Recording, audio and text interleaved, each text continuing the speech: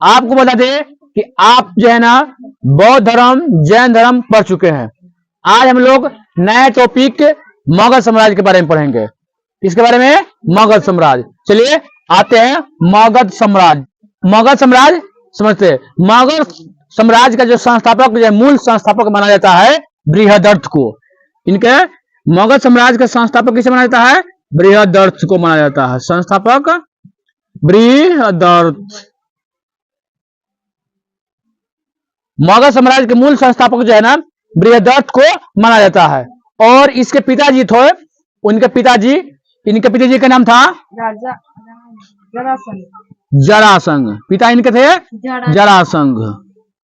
मगध साम्राज्य के संस्थापक बृहदर्थ को माना जाता है और इनके पिता का नाम था जरासंध। लेकिन ज्यादा टिक नहीं पाए और नया वंश का उदय हुआ। इसका नाम है हर्यंक वंश। क्या नाम है? हर्यंक वंश। क्या नाम है? हर्यंक वंश जो है ना, क्या है? हर्यंक वंश। हर्यंक वंश। हर्यंक वंश का संस्थापक जो थे वो बिंबिसार था। हर्यंक वंश का संस्थापक कौन है? बिंबिसार। हर्यंक वंश का संस्थापक बिंबिसार था। हर्यंक वंश का संस्थापक बिंबिसार। बिंबिसार ने काफी मगध को बढ़ाया। एक ही जगह से लेकर के बहुत सारे जगह तक मतलब कि अपने साम्राज्य को बढ़ाया। और जहां भी मन करता था और राज्य को बढ़ाना है तो देखता था कथ को जिसको भाई हुई नहीं है शादी कर लेता था। कथी? शादी कर करके और धीरे धीरे उस राज्य को बढ़ाते गया, मगध को बढ़ाते गया। हर्यंक वंश। बिंबिसार के जो है ना लगभग 4 पत्नियां थी।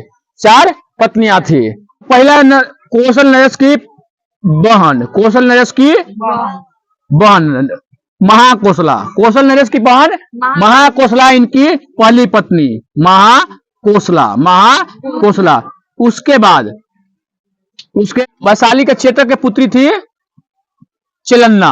चेतक की पुत्री चिलन्ना। चेतक की पुत्री थी चेलन्ना। चेलन्ना कौन थी? चिलन्ना। और मद्र कथी? मद्र जो है ना अभी जो है ना पंजाब में पड़ता है। कहां पड़ता है? पंजाब। कहां पड़ता है? पंजाब। वह कौन थी? क्षेमा। कौन थी? मद्र की थी क्षेमा। कौन थी? क्षेमा थी जो है नाम। इनके 3 पुत्री। और एक और था आम्रपाली। कौन था? आम्रपाली। आम्रपाली सबको याद पड़ गया होगा, भोजपुरी के हीरोइन भी है आम्रपाली। एक और थी आम्रपाली। कौन थी? आम्रपाली। वैशाली का। कहां के? वैशाली। लेकिन जो है ना वैशाली ये नहीं जीत पाए। जीत नहीं पाए। अजात शत्रु। शत्रु को आजाद करने वाला कहते हैं अजात शत्रु। अजात शत्रु इनका बेटा था। कौन था? अजात शत्रु। अजात शत्रु इनका बेटा था। जब बेटा जो था ना, ठीक है, अब शादी पे शादी करते जा रहे हैं। कौन? बिंबिसार। अगर हटे ना हो नहीं हटेंगे। कहा कि नहीं हटेगा, कहा कि नहीं हटेंगे, ताकि हमको आपको दुनिया से हटा देंगे। और क्या किया?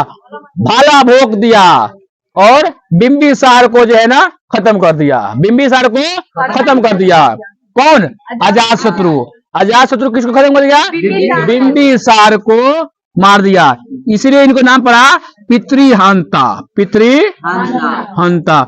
बाप को मारा एल पड़ा नाम एक पितृहंता। पितृहंता। अच्छा क्या मारा होगा? ये जो है ना शादी के लिए कह रहा था किसको? इसकी माँ थी सौतेली माँ महाकोसला।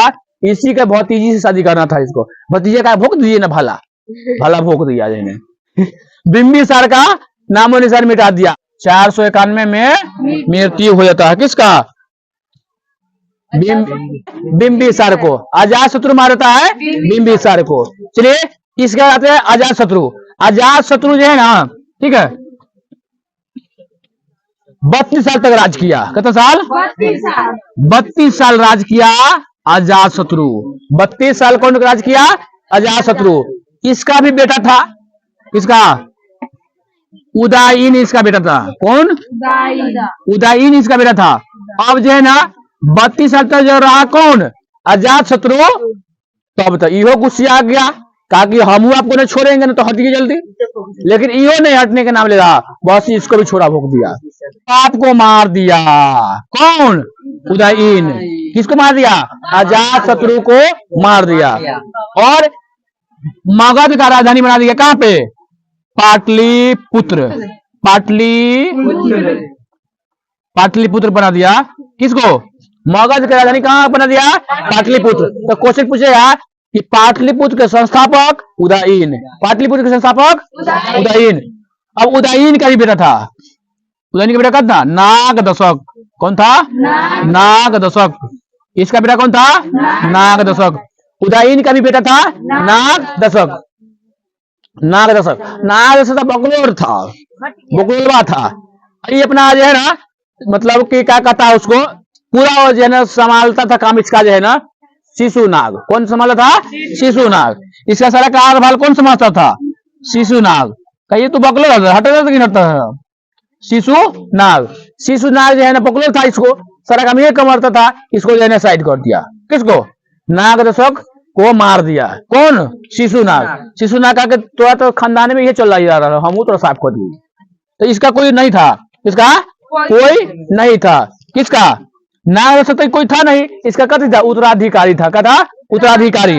लेकिन इसको मार दिया, नागदशक को मार करके। और कहा तुम मगध साम्राज्य को साइड करते हैं, हर्यंक वंश को, हर्यंक वंश का साइड करके क्या नाम रख दिया? इसका नाम रख दिया शिशुनाग वंश। अपने नाम से नाम रख दिया। क्या नाम रख दिया? शिशुनाग वंश। क्या नाम रख दिया? शिशुनाग वंश का संस्थापक शिशुनाग। कब के था? 412 ईसा पूर्व में। 412 ईसा पूर्व में स्थापना हुआ।